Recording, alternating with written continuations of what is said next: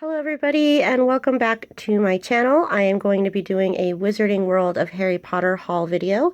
It is going to be very similar to the first video that I did where I just kind of show you everything and then tell you the prices.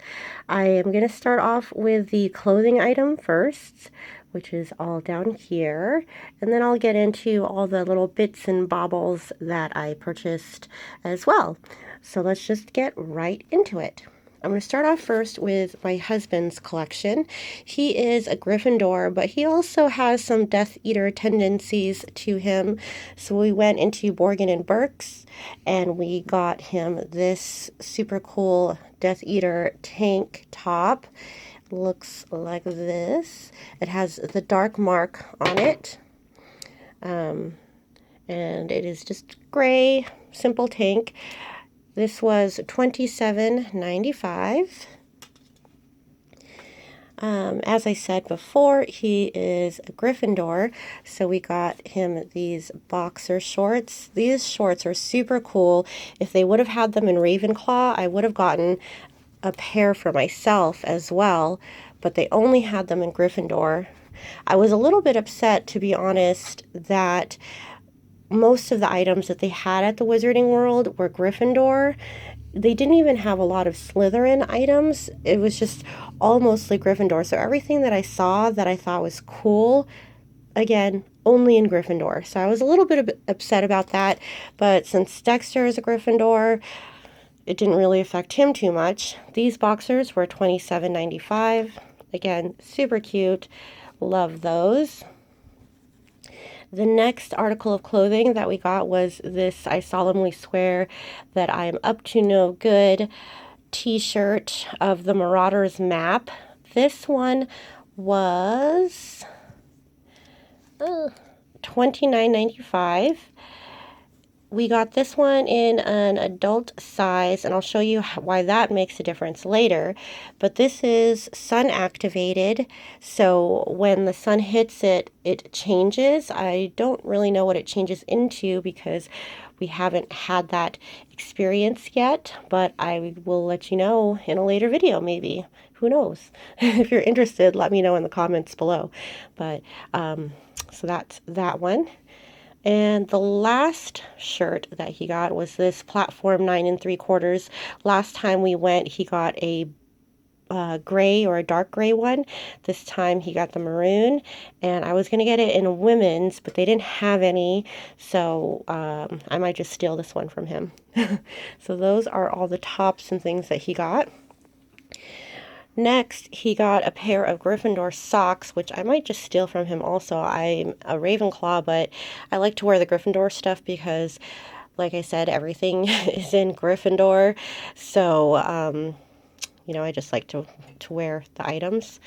And then I got these Hogwarts socks here, which are super cool.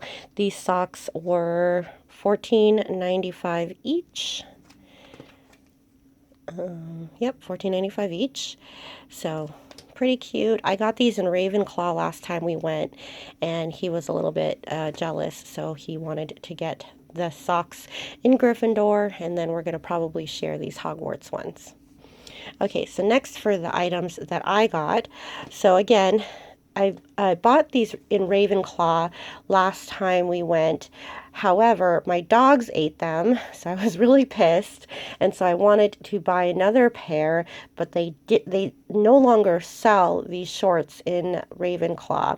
I guess they're discontinuing making these shorts, but they had like a million Gryffindor, so I bought the Gryffindor, $32.95. I went online to the Universal store, and I did end up buying a small version, which was on sale. It was like $22 online of these shorts.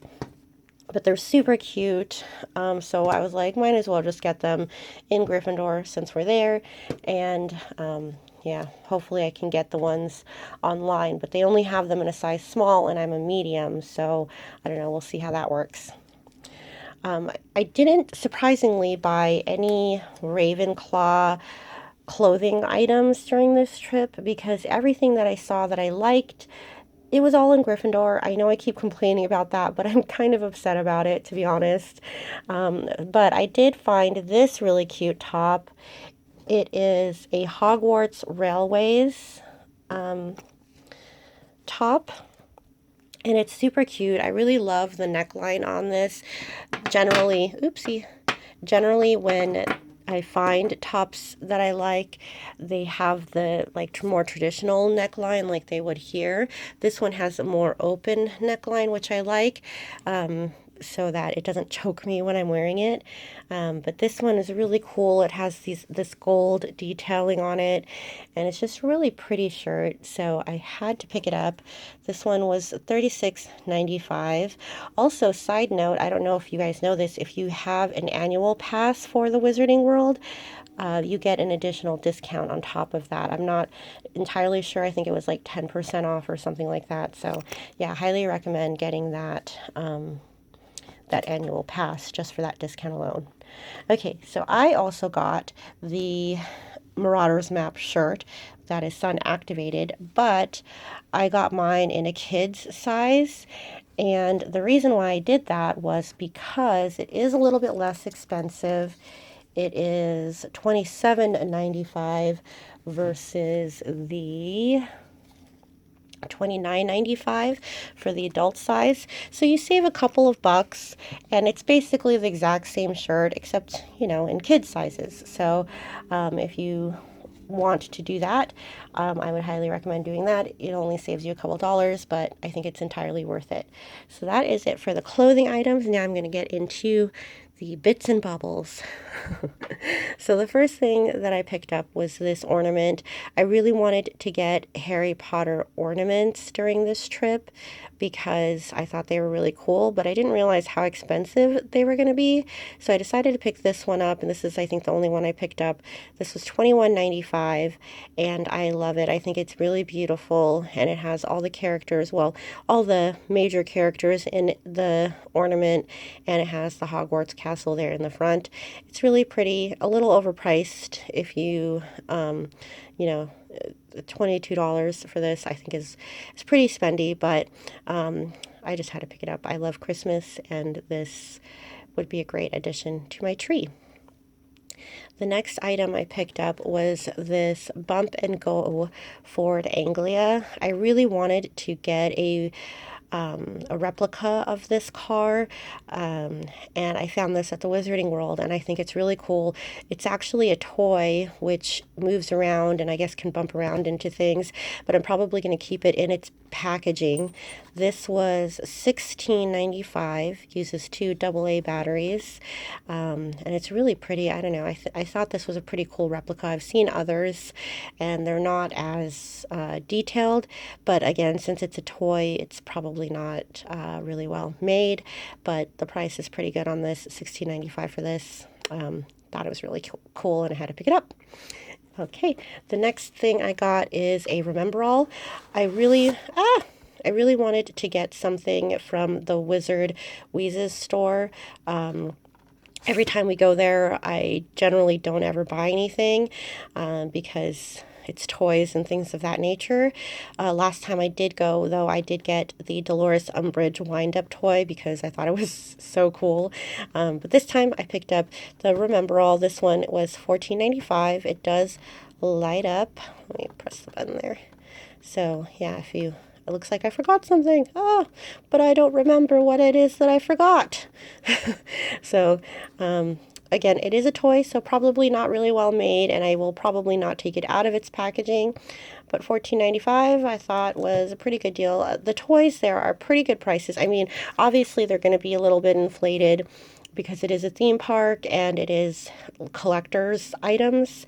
So $14.95 I think is not a bad deal. But, you know, it really depends on what you think is a lot of money.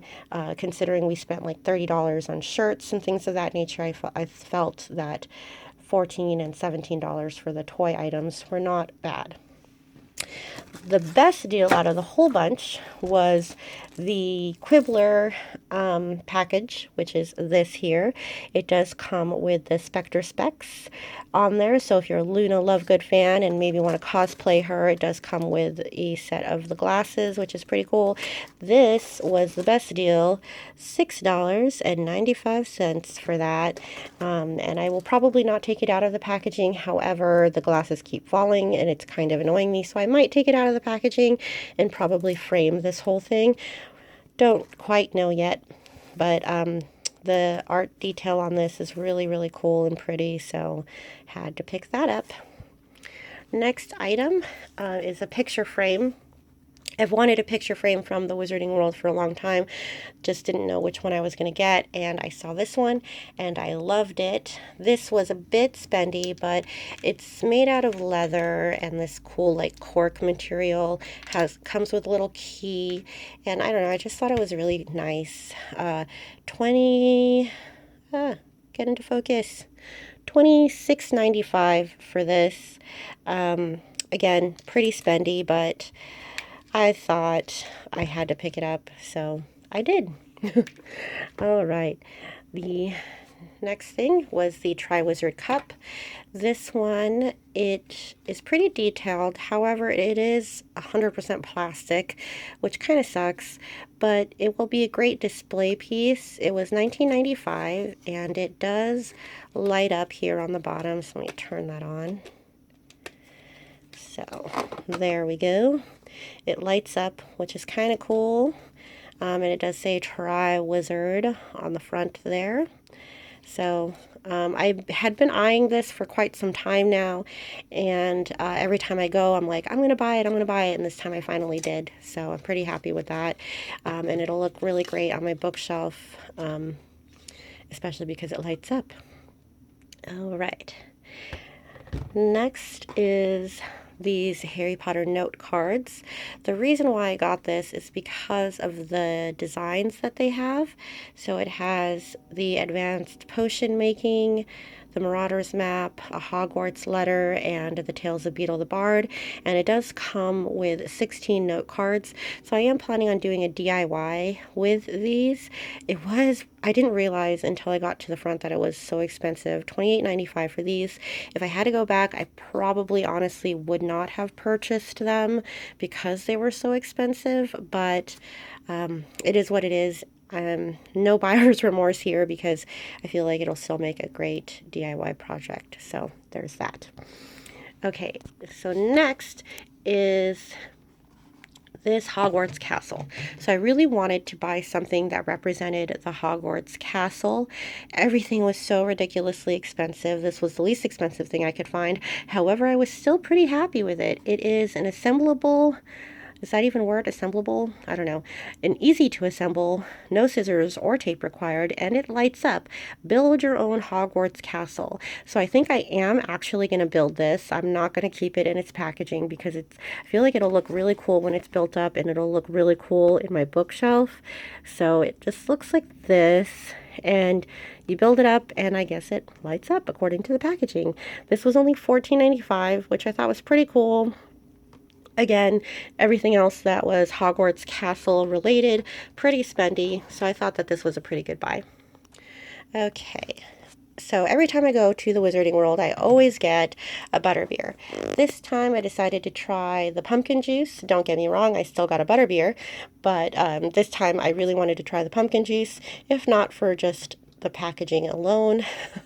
So the pumpkin juice, though, I still highly recommend getting. I would still prefer the butterbeer over the pumpkin juice, but just for the experience, it tastes like a fizzy pumpkin drink, and yeah, it was pretty good. I thought it was pretty decent, and the packaging, like I said, is pretty sweet as well.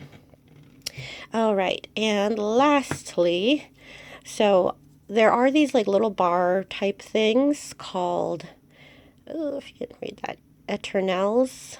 I don't know if I'm saying that right, but they do sell like these potion mixes, and basically it's just like a really condensed drink that you pour into water, and so they sell Gilly water as well there.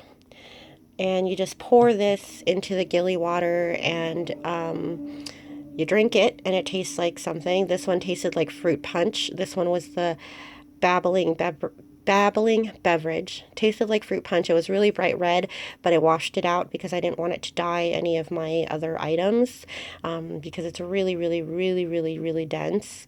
And then I rinsed this out. It was the red color of the drink, but I rinsed this out and just put regular water in it. I'll probably always keep water in here and display this as well, because it's pretty cool to have a gilly water bottle. But yeah, that was a pretty cool experience. A bit overpriced. It was $4 for each of these, so $8, which I guess, to be honest, for park pricing for water that tastes pretty cool, is not a bad price. But yeah, so there's that. That is pretty much all that I got during this trip. It was kind of a lot. My season pass has ended, so I wanted to get everything that I had been wanting during these last couple of trips, during this last trip, because I probably won't be going to the Wizarding World for quite some time again. So that's why I kind of bought a lot of items during this trip. But yeah, this is probably going to be the last Wizarding World haul that I'm going to have for a while. I really do want to go to the one in California someday, but we'll see how that goes. But anywho, give this video a thumbs up if you liked this video. I will be coming out with some Harry Potter DIYs here shortly and some more hauls in the future. So please make sure to give this video a thumbs up and subscribe. Thanks so much for watching, everyone, and I'll see you guys next time. Bye.